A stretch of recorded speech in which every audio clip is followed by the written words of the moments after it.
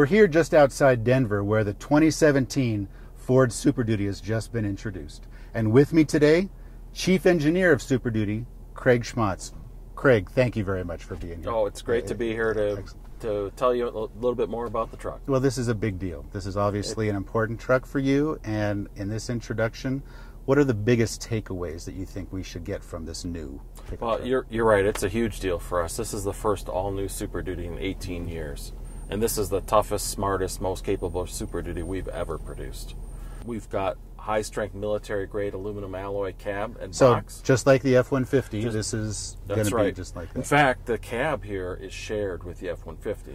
That's why everything in here looks very familiar. Exactly. So similar trim level strategy that you guys have, but if you're an F-150 owner or a new F-150 owner, this is going to all look very familiar to you. When we designed the new F-150, we designed the new Super Duty at the same time to make sure the cab and the features, the proportions, all worked for both trucks. Oh, interesting. So toughest, what does that mean? Is it all foundational? Well, so the aluminum is tougher as it is because it's better for dent and ding resistance. Sure. The thing that it also provides is great weight savings. So we've saved up to 350 pounds, including the fact that we've reinvested some of that weight savings in the frame and the structure. More capability. So every truck is lighter than the previous gen it's replacing by 350 pounds? Well, it depends on the model, whether the the cab size is box length, so it could be up to 350 pounds.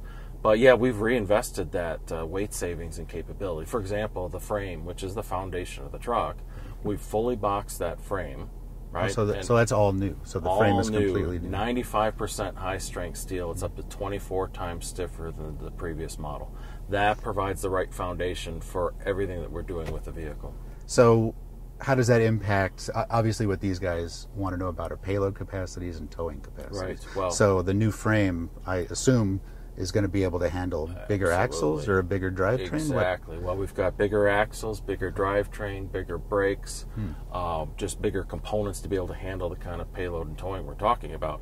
And just if we want to talk about the numbers, 32,500 pounds max gooseneck towing. And so that's a 450. That's a 450, but even the 350 is 32,000 pounds, which are both best in class in the segment. And conventional towing, 21,000 pounds.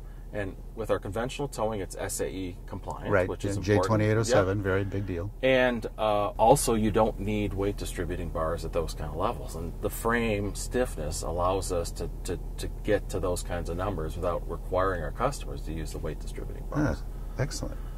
So you've completely eliminated the need for a weight distributing hitch with the capacities that your hitches can deal with now? Some of our customers would still prefer to use them, and that's okay. But for those that don't want to use them, they don't need to use them with the kind of weights that we're talking on our trailers. So, yeah, I think we've tried to make the towing experience just much easier for our customers, even at these kinds of numbers that I'm talking about. You mentioned 450 and 350 before. Your strategy seems a little bit different than your competitors. GM and Ram have a kind of a dedicated 1-ton pickup truck, which is just the traditional category.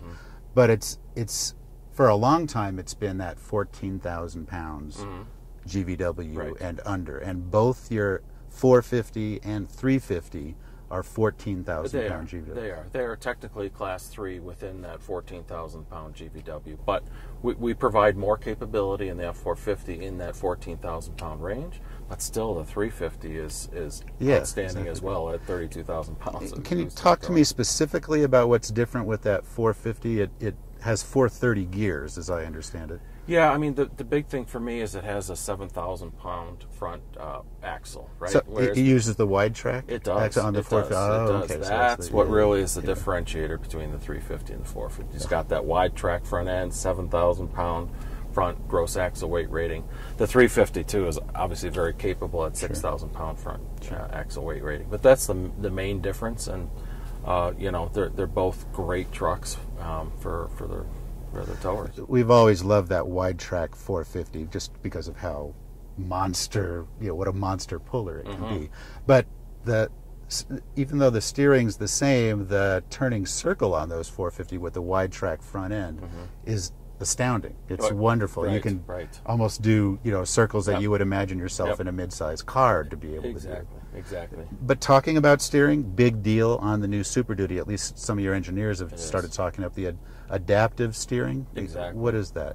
Well, this is a great technology for us, and essentially what it allows us to do is at low-speed parking lot maneuvers. I'm sure most of your listeners here would know that you've got to provide a lot of input to get these rather large vehicles into parking maneuvers or at low speed. But what we've done is we changed that ratio. So at low speed, you have to provide less input to get where the truck to move the truck through the curves, and at high speeds when you're towing, it actually reduces the sensitivity, because the last thing you want to do at high speeds with towing big trailers is to make too sharp of a movement, right? Because then of course it gets into your trailer from a sway perspective. So it literally changes the ratio depending on what speed you're depending at. on the speed, exactly. And it can sense whether you have a trailer, or is it just at higher speeds it's going to be a little so bit? when you execute tow haul mode, then it goes into that algorithm. If you weren't in tow haul mode, then it wouldn't be doing that for you at high speeds.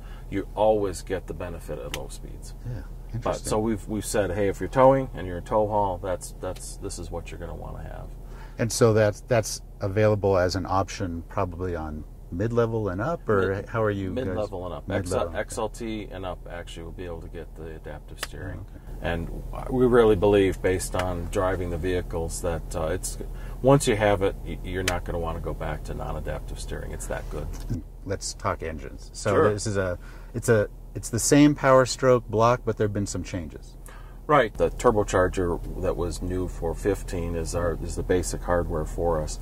But there's been some improvements in the fuel system and through the calibration to get us up to the best-in-class torque of 925. 925. 925, Yeah, which is up that's 65 from outgoing, and excellent. again with 440 horsepower, which is best-in-class. But also the 6.2 V8 gets more torque? It's up 430. 430 which foot-pounds is- torque, so that's segment leading. That's right. And it comes with this great Torque Shift G transmission. Oh, I should say it's 6-speed across the range. And on the 6.2 F250s, it's a new Torque Shift G transmission specifically for that customer. And it's better powertrain matching, it's lighter, more fuel efficient, still meets the same great durability that you expect from the vehicle. Torque Shift, we tested the vehicles 12 million miles, more than ever before. Wow. But it's great for performance and fuel economy.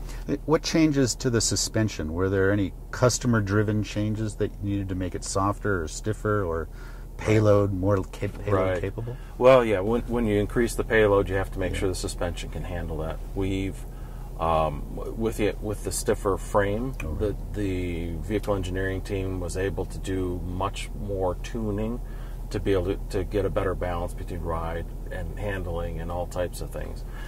Also, we've got hydraulic body mounts, which helps isolate the cab from the chassis. So that provides great ride and just NVH performance. But suspension architecture, we know our customers love the suspension design that we have up front, and we've maintained that, right? They buy the truck because it's durable and reliable, and we've provided that. We've improved it, enhanced it, but it's the same basic suspension architecture. I know we've only scratched the surface here, but just since I have you here, I can tell you my two favorite things. Great. 48-gallon capacity on long bed version cab. So in regular cab or super cab or crew cab, I can get a 48-gallon fuel tank. So just on the crew cab long box. Oh, now just we've increased the capacities on the It's a long super wheelbase. yes, Only the long yep. wheelbase version. A crew short will still get 36 So gallons. dually or Yep. single rear wheel, I can get that. Yes, Excellent. absolutely. 48 gallons, which is it's 12 gallons more. We know our customers really want range. They don't want to have to be stopping, especially when they're pulling big trailers like we are now.